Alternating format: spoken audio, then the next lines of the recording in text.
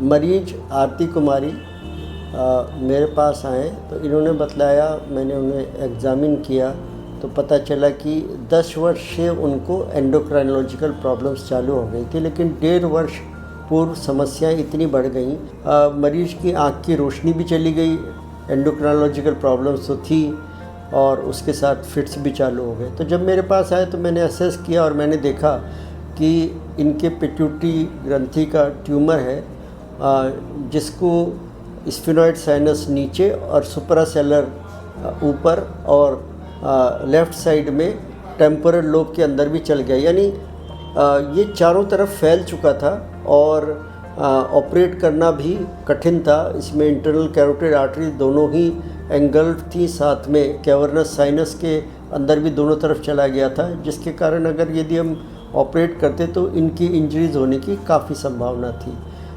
मेरी इनके पति से बात हुई तो इन्होंने कहा नहीं, आप करिए ऑपरेशन, क्योंकि समस्या बहुत अधिक बढ़ चुकी है और किसी भी हॉस्पिटल में हमें राहत नहीं मिल रही।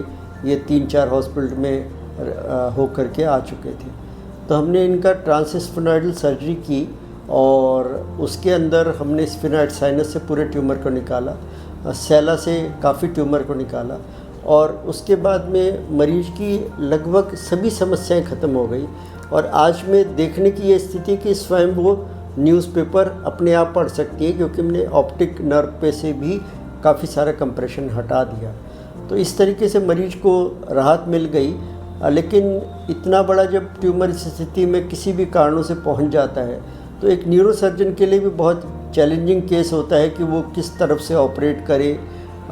रिस्क बढ़ जाती है क्योंकि दोनों तरफ कैरोटिड आर्टरीज ट्यूमर के अंदर जा रही होती हैं और कैवर्नस साइनस में और उसके टेम्पोरल लोब में भी चला गया था, तो उनकी इंजरीज़ के काफ़ी चांस होते हैं। और इसके अलावा एंडोक्राइनोलॉजिकल प्रॉब्लम्स भी काफ़ी अधिक होने की संभावना थी, लेकिन हमने इस कॉम्प्लिकेटेड केसेस को बहुत अच्छे से टैकल किया और इसके कारण मरीज भी खुश है, उनकी फैमिली भी खुश है।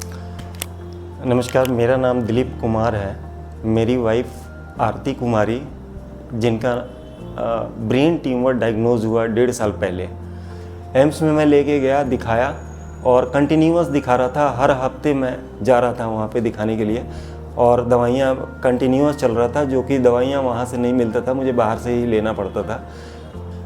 फिर मैं इसी दौरान 10 तारीख को, इसी महीने में 10 तारीख को मैं ऑफिस में था और अचानक से मेरे घर से फ़ोन आता है मेरी बेटी का कि मम्मी बेहोश हो गई हैं, उनके आँख से कुछ नहीं दिख रहा है। और आँख से बिल्कुल नहीं दिख रहा था और सर में बहुत ज़्यादा दर्द हो रहा था। तो मैंने इनको बोला कि आप लोग लेके हॉस्पिटल में चलो, मैं आ रहा हूँ। फिर मैं ऑफिस से सीधा हॉस्पिटल पहुँचा, RK हॉस्पिटल। वहाँ पे 2,500-3 हज़ार का बिल बना। फिर उन्होंने मना कर दिया तो मैं जीवन अनमोल एक हॉस्पिटल है, वहाँ लेके गया। वहाँ पे 7-8 घंटे रखने के बाद 15,000 का बिल वहाँ भी मेरा बन गया। फिर लास्ट में उन्होंने बोला कि एंडोस्कोपी यहाँ होता नहीं है और कोई भी न्यूरो सर्जन और अच्छे डॉक्टर से आप दिखाओ, तभी कुछ हो सकता है। उस समय मैं ये फील कर रहा था कि मेरी वाइफ बचेगी नहीं, लेकिन फिर भी मैंने हिम्मत करके वहाँ से लेके मैं सर के पास आया, यहाँ कैलाश हॉस्पिटल जो नोएडा सेक्टर 27 में है। सर ने तुरंत ट्रीटमेंट चालू किया और 2 दिन तक बेहोश रही। 2 दिन के बाद में मतलब होश आया और हम बातचीत करना शुरू किए। फिर डॉक्टर साहब ने बोला मुझे कि ये ट्यूमर जो है वो अगर निकाल देते हैं तो सारी समस्याओं का समाधान हो जाएगा, इनके आँख से दिखना भी शुरू हो जाएगा। फिर उस टाइम में मुझे भी लग रहा था कि बड़ा खर्चा आएगा, फिर भी मैंने आगे पीछे कुछ नहीं सोचा। मैंने बोला कोई बात नहीं है, आप ट्रीटमेंट सर कीजिए। तो मैं तो सर को बहुत धन्यवाद देना चाहता हूँ कि उस टाइम में इन्होंने जो भी सजेशन दिया उसको मैंने माना। और 14 तारीख को सर्जरी हुई।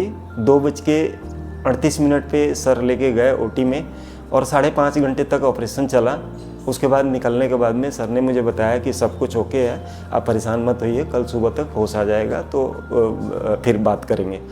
अगले दिन सुबह में मैं 10 बजे मिलने गया तो मेरी वाइफ ने आँखें खोली। जब मैंने नाम लिया, आवाज़ दिया तो आँख खोलते ही हल्का सा स्माइल दिया मुझे।